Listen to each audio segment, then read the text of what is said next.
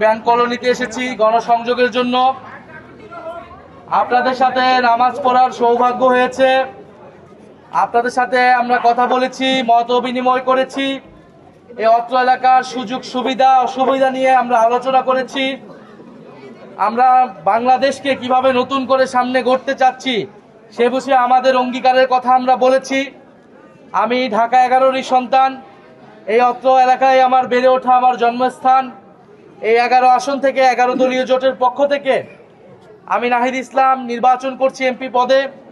আপনারা আমার জন্য দোয়া রাখবেন, সমর্থন রাখবেন 11 দলের পক্ষে।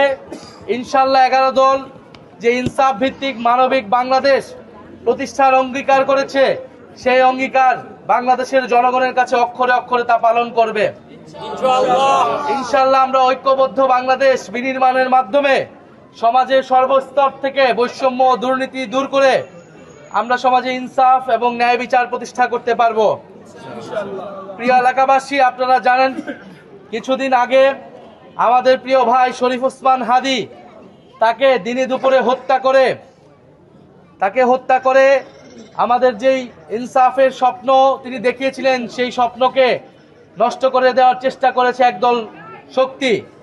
আমরা সেই শরীফ ওসমান হাদী ভাইয়ের স্বপ্ন পূরণে বদ্ধপরিকর এবং ওসমান হাদীর হত্যার বিচার এই বাংলার মাটিতে আমরা ইনশাল্লাহ করব। জুলাই গণ অভ্যুত্থানে যারা শাহাদাত বরণ করেছেন তাদের খুনিদেরকে আমরা সেই দিল্লি থেকে বাংলাদেশে এনে বিচারের আওতায় আনবো ইনশাল্লাহ। আমরা জুলাই গণ অভ্যুত্থানের পরে জুলাই সনদের যত সংস্কার প্রস্তাবনা রয়েছে গণভোটের মাধ্যমে হ্যাঁতে ভোট দিয়ে আমরা সেই সকল সংস্কার বাস্তবায়ন করবো ইনশাআল্লাহ। আপনারা আমাদের জন্য দোয়া রাখবেন। আমরা এই অত্র এলাকার কথা দিচ্ছি 12ই ফেব্রুয়ারির পর থেকে কোনো চাঁদাবাজ দুর্নীতি ভূমিদস্যু জায়গায় এই 11 আসনে হবে না ইনশাআল্লাহ। এই 11 আসনকে আমরা বাংলাদেশের জন্য যে কোনো আসনের আগে সবার আগে আমরা চাঁদাবাজ মুক্ত, দুর্নীতি মুক্ত, সন্ত্রাস মুক্ত এলাকা হিসেবে ঘোষণা দিব ইনশাআল্লাহ। আপনারা আমার জন্য দোয়া রাখবেন। আপনাদের সাথে আমি আবারও আসবো। আপনারা শাপলাকলির কথা সবাইকে বলবেন। শাপলাকলি মার্কা জয়যুক্ত হলে শাপলাকলি সংসদে আপনার কথা বলবে, সাধারণ মানুষের কথা বলবে। বাংলাদেশের তরুণ সমাজ, বাংলাদেশে আমাদের মা বোনেরা যারা রয়েছেন, যারা জুলাই গণ অভ্যুত্থানে আমাদেরকে সহায়তা করেছেন, আমাদের জন্য দোয়া করেছেন, এই 12ই ফেব্রুয়ারি আপনারা সকলে মিলে আপনাদের মূল্যবান ভোট দিয়ে বাংলাদেশের মানুষের ভোটাধিকারকে পুনরুদ্ধার করে আমরা নতুন বাংলাদেশের যাত্রা শুরু করবো ইনশাআল্লাহ আগামীকাল। ফলে সেই প্রতিশ্রুতি রেখে, নতুন বাংলাদেশের স্বপ্ন রেখে, আমরা শরীফ ওসমান হাদীর ইনসাফের আকাঙ্ক্ষাকে সামনে রেখে আমরা শাপলাকলির জয়যাত্রা শুরু করতে চাই 11 আসন থেকে এবং সারা বাংলাদেশে 11 দলের আসনের 11 দলের মার্কার যেই মার্কা রয়েছে দাঁড়িপাল্লা, শাপলাকলি, রিক্সা, সকল মার্কাকে আপনারা সমানভাবে জয়যুক্ত করে ইনশাআল্লাহ আমরা সরকার গঠন করব ইনশাআল্লাহ। আপনাদের সাথে আবার দেখা হবে। ইনকিলাব ইনকিলাব, ক্ষমতা না জনতা,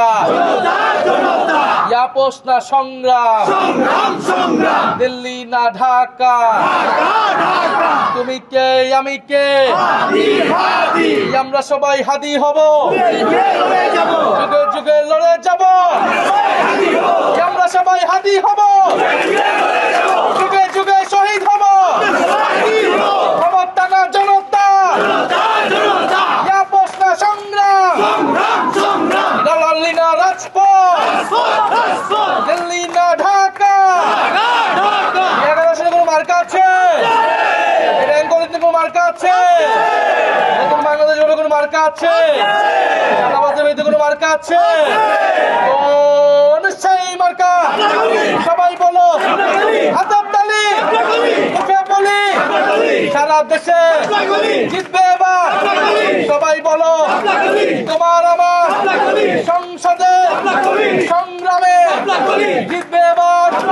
গলি গলি সবাই বলি, জিতবে এবার, এবারে যাবে সংসদে। ইনকিলাব ইনকিলাব। মাত্র 30% টাকায় জমির মালিক হয়ে নতুন বাংলাদেশের গড়ে তোলার স্বপ্ন দেখা বাংলা বসতি। ব্যানার পোস্টার ছিঁড়ে ফেলা হচ্ছে, আমাদের নারী কর্মী যারা রয়েছে তাদেরকে হেনস্থা করা হচ্ছে। ফলে সর্বাত্মকভাবে বাধা তৈরি করা হয়েছে এবং আমরা ইতিমধ্যে দেশের জনগণ জেনেছেন যে নিয়ে আইন লঙ্ঘন করে হলফনামায় তথ্য গোপন করে এবারের নির্বাচনে অংশগ্রহণ করছে, যেটা বাংলাদেশের সংবিধান এবং আইন পরিপন্থী। ফলে এই এলাকার ভোটাররা এরকম কাউকে প্রার্থী হিসেবে দেখতে চায় না যিনি আইন ভঙ্গ করেছেন, সংবিধান ভঙ্গ করেছেন। ফলে বিজ্ঞ আদালত রায় দিবে এবং ইনশাল্লাহ যত প্রতিকূলতাই থাকুক আমাদের পক্ষে যে জনজোয়ার তৈরি হয়েছে এই জোয়ার ঠেকাতে পারবে এরকম কোনো শক্তি বাংলাদেশে এই মুহূর্তে নাই। ফলে ইনশাল্লাহ আমরা যত প্রতিকূলতাই থাকুক আমরা শক্ত হাতে সেটা মোকাবেলা করব এবং জনগণকে সাথে নিয়ে আমরা জুলাই প্রজন্মকে সাথে নিয়ে আমাদের মা বোনদেরকে সাথে নিয়ে 12ই ফেব্রুয়ারি বাংলাদেশে আমরা গণতন্ত্র, ইনসাফ এবং দেশের মানুষের ভোটাধিকার আমরা প্রতিষ্ঠা করব।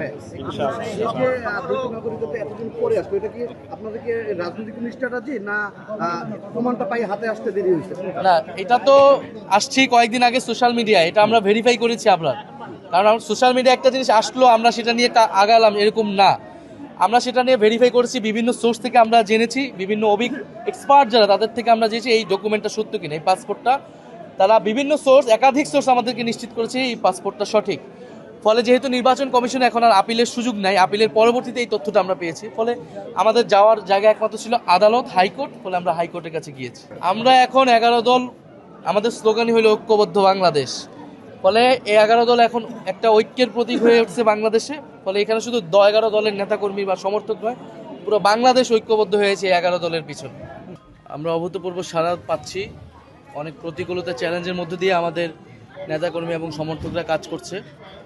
এই অত্র এলাকার এখন সবচেয়ে বড় সমস্যা হয়ে উঠেছে চাঁদাবাজি, মাদক কারবারি, এবং এটার কারণে সাধারণ মানুষ, শ্রমজীবী মানুষ, ফুটপাতের ব্যবসায়ী, মধ্যবিত্ত ব্যবসায়ী যারা, তারা কেউই নির্বিঘ্নে বসবাস করতে পারছে না।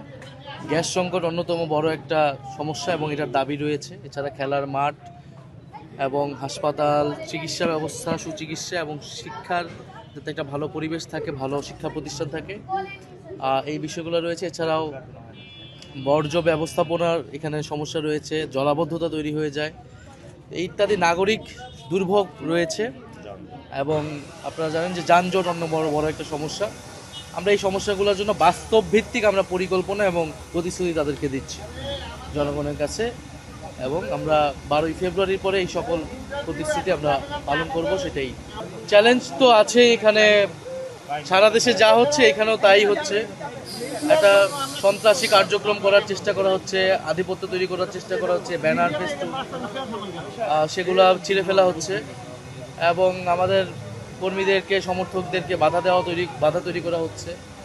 বিভিন্ন জায়গায়, দেশের বিভিন্ন জায়গায় এই পরিস্থিতি আছে। তারা গায়ের জোরে মানুষকে হত্যা করে তারা নির্বাচনে জয়ী হওয়ার চেষ্টা করছে একটি পক্ষ, এবং আমাদের নারী কর্মী যারা রয়েছে, আমাদের মা বোনেদের, তাদেরকে হেনস্থা করছে, আক্রমণ করছে। তারা শেরপুরে আমাদের এক ভাইকে তারা হত্যা করেছে।